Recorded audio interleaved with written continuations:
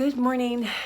Today I'm in Proverbs 26, verse 11, and it says, "As a dog returns to its vomit, a fool repeats his folly. As a dog returns to its vomit, a fool repeats its folly."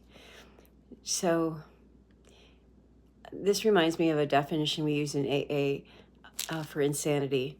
Insanity is doing the same thing, expecting different results. And so doing the same thing is actually thinking the same things over and over and over again.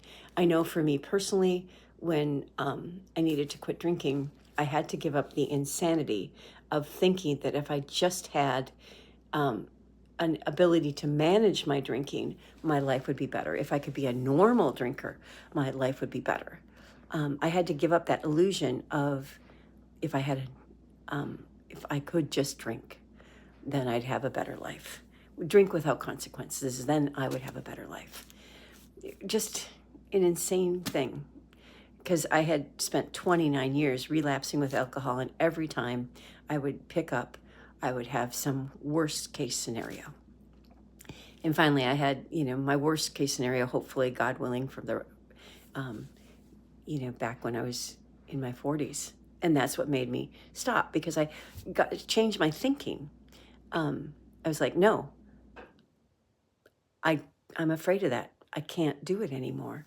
That is a really toxic thought. Even thinking about being a normal drinker was a real toxic thought for me. Managing one drink was a toxic thought for me.